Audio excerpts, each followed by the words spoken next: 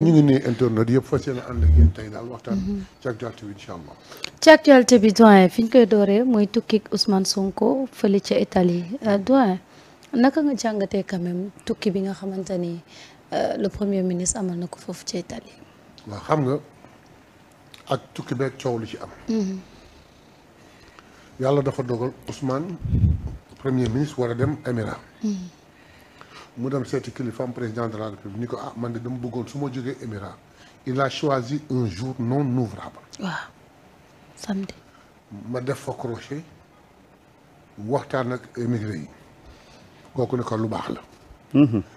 pas pour présenter parce qu'il l'a déjà présenté mais pour expliquer plus clairement à la diaspora qui fait rentrer plus de 1600 milliards par année boole waxuma la ak li ñu denc lu indi Italie bi.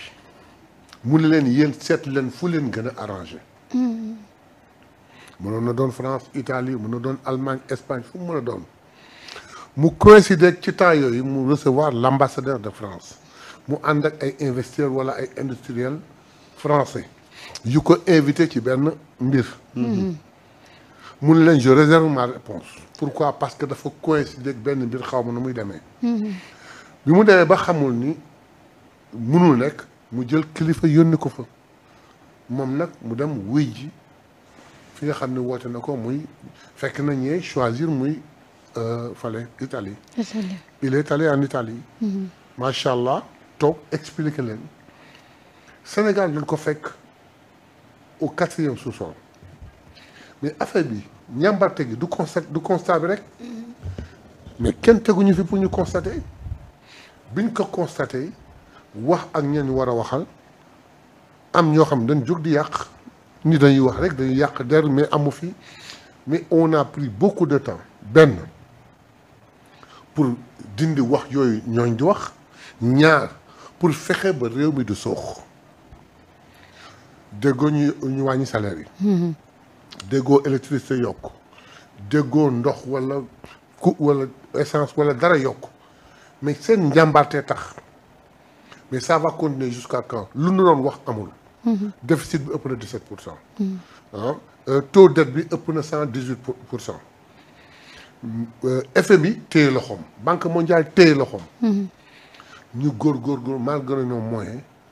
ba agsi ba toll fii ba tey ñu ngi préparer la loi initiale la loi des finances initiale.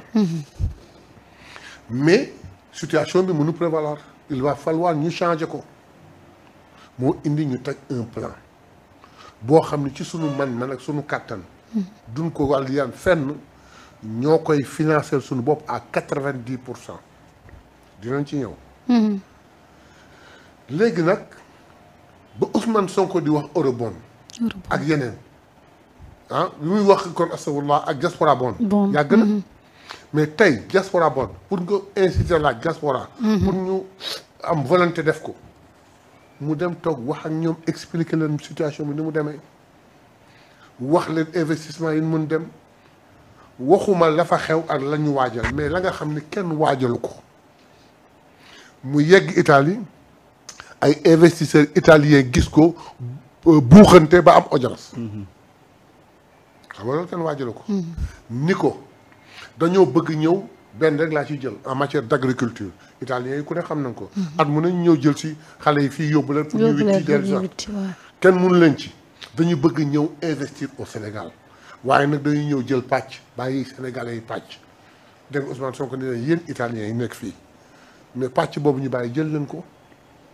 donc loolu mooy sabab bi dem expliquer lañ ñu gën ko xam waxtaan ak ñoom. waaye nag am na tuuti peinture. mooy. keroog boo toogee Ousmane dafay xaw mel na kàkkataar ñu baal ma waxin bi. tantôt c'est le premier ministre qui parle. tantôt automatiquement la situation parle le président du parti parle ainsi mais quoi qu'il puisse advenir mooy le message est très bien passé et très bien reçu. Les gens étaient très heureux ba mu des nag ñoo xam ne moom dara mun leen bégloo. mais ci ñooñu dara dul bégloo nee nañu quand même da ngeen bëgg soutirer de l'argent ñi nga xamante ni ñoo di émigré te loolu doxalul réew. loolu doxalul réew. maanaam ci li ci ñoom li ñu am yéen ci loolu ngeen bëgg ñu compal leen ci waaw xam nga ñooñu di wax ñoom xamuñu luy doxal réew bu fekkoon xam nañu luy doxal réew ñoom yor nañu réew mi 12 ans ñeneen ñi yor nañu réew mi 40 ans ñii yor na ko 40 ans ñii ànd noonu ñu ko yor 12 ans ba pare ñoom ñu yor ko 12 ans bu ñu xamoon luy doxal réew mi duñu ak situation bi du nekk fii donc ñoom xamuñu luy doxal réew mi fii mu ne def nañu Sénégal ba loxo yeeg tànk yeeg bopp beeg fépp ay dana la fépp ay dana la. dana waxu olof la si ñu déggul olof mooy ay góom la. góom ñun faj góom yi mooy suñu problème. am nañu mercurochrome am nañu yëpp waaye xëy na émigré yi am nañu poudre d'encens te ci faj gi la bokk ñu dem laaj leen ni leen seen poudre d'encens am ngeen am te nag dañu wax ni ñun suñu redressement. FMI duñu ko imposer. Banque mondiale duñu ko imposer ñoo ko defaral suñu bopp ñoo koy financer suñu bopp. waaye lan la ñu mas a def waa bitim réew des ginnaaw. dara bu dara xewul ñoom mën nañ dugal ci réew mi 1000 et quelques milliards. ñii di wax tey naan loolu sampu réew fu newoon ñoom ñu seexal réew mi toroxal réew mi ba mu nu tot nit ñi defal ñoom ñu am luy wax ñoom dañu war a raser les mythes noppi. damay àbb rek Ousmane Sonko sa conclusion. incha allah nous allons réussir ce redressement dans 3 ans au plus Sénégal dina taxaw ak ñaar tànk. loolu rek a ci am solo. waaw loolu rek a ci am solo. yow de da nga maa may occasion boo xam ne boobu ba tey amaguma ko mooy wax ci voyage yu Ousmane Sonko en Italie au véritablement au sens du terme xam nga Ousmane premier ministre dafa yóbbu plan de redressement pour présenter ko la diaspora c'était une occasion pour bépp observateur nga xam force de frappe financière u diaspora parce que nee nañ la rencontre boobu en 48 heures boosté na l'économie de Monza te ay doomu Sénégal ñoo ko fa def waa doomu Sénégal yi bu ñu mënee def foofu noonu ca Monza def ko fa en 48 heures ba maire bi jommi ba maire bi di laajte jommi mais xam nga ñooñu bu ñu jëlee décision pour dugal seen loxo ci économie Sénégal nan lay demee c'est-à-dire que il faut lire tey mobilisation bi ñu def impact économique am fële ca Monza ay sénégalais ñoo jël seen moyen déplacé wu jël hôtel ñii jël dem ci restaurant yi mais en 48 heures ñi dëkk ci biir dëkk ba xam nañ ne seen dëkk bi am na changement ci 48 heures yi loolu sénégalais yi réussir ko ça veut dire que comme ñoo mën a réussir loolu ci dëkk jàmbur mais boo leen joxee boo leen ne ñëw leen def seen dëkk nan la ñuy def c'est cet engagement cette détermination cet engagement là cette détermination là des Sénégalais derrière Ousmane Sonko loolu la ñu war a jël récupérer ko jëmale ko ci biir dëkk bi pour dëkk bi dox sàmm dogamu la suñu toppee logique ginnaaw ki nga xam ne mi ngi ci diaspora bi la mu dem as tuut daan ci comp du yónnee kër ga pour dund geeg bien-être lu kër gi mu dem ba yëg boppam ni moom daal at a ngi ñëw mu masaan bëgg ñëw Sénégal wala sax am na ñu ñëw mais dañu mujj wàññeeku ñu ragal tey nga defar benn champ dalal xel yépp ni leen ñëw leen seen xaalis dugal leen ko fii waxuñu jox leen ñu lekk investir leen waxuñu dajale leen jox nu ñu seet nu koy def waxuñu lool de waxuñu dajale leen comme li ñooñu di wax couleur yooyu waxuñu li dajale leen seen xaalis jox nu ñu seet luñ ciy def dan ni leen kaay ngeen investir dans tel domaine et dans tel domaine te balaa ma leen di wax yéen ñi ci bitim réew mais waa biir réew mu laa jëkk waxal mooy ñetti projet de loi yi ñu yóbbu assemblée nationale kuy defari transfert d'argent ñu domp ci tuuti loolu dul yëg te moom ma di jëriñ lool revoir le compte des investissements sur l'utilisation des télécoms ñu xool loo xam ne nekkal compte ni du ko yëg benn exemple doo tudd kii de transfert loo masan transféré 10 000 francs frais yi war a nekk 100 francs tey ñun la ak frais yi 150 lay doon exemple la. waaye lu xaalis bi gën a bare frais boobu moom mënul dépasser. day am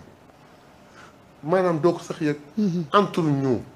kan ci ñun mooy yónnee di basé wu ci frais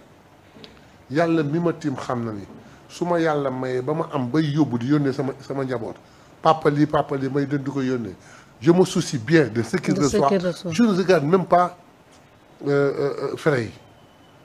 donc 50 francs yéen say teg su ma ko supporté keneen supporté que mu suqali réew mi. donc si Sénégalais yi la commencé te nag naka la ko defee je reviens un peu sur la présentation du plan de redressement dañu war a am xaalis parce que lu ñu am bor yi lekk nañ ko.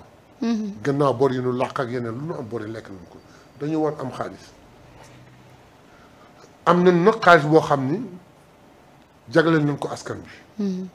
waaye buñ ko jëlaatoon tey rek àddina tukki suñu dindi woon subvention sur l'électricité dindi subvention sur l'eau dindi subvention sur le carburant mais croyez-moi Sénégal xaalis bu bare la mais bu boobaa njëg yi yokku lépp flambé ñu ni kenn du ko laal kenn du ko jege noonu la koy bàyyee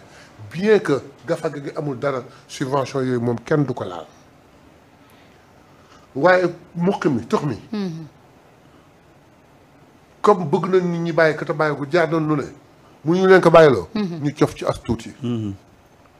lever le coude bi pour bañ a wax tur ba comme du lu rafet benn dina nangu ko ñu cof ca tuuti jeu de hasard léegi nag jeu de hasard li nga xam ne xale yi ñoo koy def xale bi gain lañ ciy am nit joué na gagné 100 millions nit joué na gagné 10 000 francs ñu wax la ni la boo gajetee c'est un revenu bu lay jox kenn daaw ko taxé mais dans tous les pays du monde c'est taxé léegi nag boo gañee dana am luñ ci cof dafay tey nit ñi joué nit ñi problème mooy gagné jot ku war a jot 100 000 ñu jox la 90 000 moo gën nga ñàkk am te réew mi soqali ko ci transaction yi wax naa ko ak yeneen ba pare nag mu wax ju important Samba ci Italie nee na lii ñu projeté mooy comment est-ce que dit le plan de redressement yàgg ñetti at lay doon mën na fa bañ a yegg waaye bu fa yeggul yii ñu leen teg noonu mu diis ak mu ñàkk diis mën nañ ko dindi mu ñu leen tuuti waaw kër gaa ngi suux boroom kër gi xadmata situation am na kenn ku ne génne balay miir bi daal bu miir bi daal na kenn amatu sécurité ci kër gi na kenn ku ne làmb sa gafa ko lu fa nekk rek nga jox nu ñu àndaloo defal ko ñu ñëm ñu jëriñoo mais il faut ñu xam benn mbir que ñi Ousmane Sonko seeti woon mais c'est Ousmane Sonko il est ici à Dakar il a vu toutes les régions tous les départements mais il y a une région boo xam nekkul Sénégal ñoo xam ne am nañu sax ay représentants à l'Assemblée nationale ils ont le droit de le voir mu dem wax ak ñoom à vive voix on me disait hier dans une émission pourquoi kenn defu ko par télécommunication ou par je ne sais pas par internet je dis que mais c'est le manque de respect ensuite il faut analyser grand théâtre dafa présenter les grandes lignes ak l'orientation mais en Italie dafa expliquer donc situation bi loolu la ñu sant ko suñu borom ça a été une réussite totale les gens ont aimé et ils ont eu la chance de voir leur idole leur leader macha allah mu am mbégte boo xam ni li Messere waxoon rek a ci nekk ñi gën a sonn ci Sénégal moo ñu bañ Ousmane Sonko xam nga c'est-à-dire que dafa am ñenn ñu nekk ci tey réew mi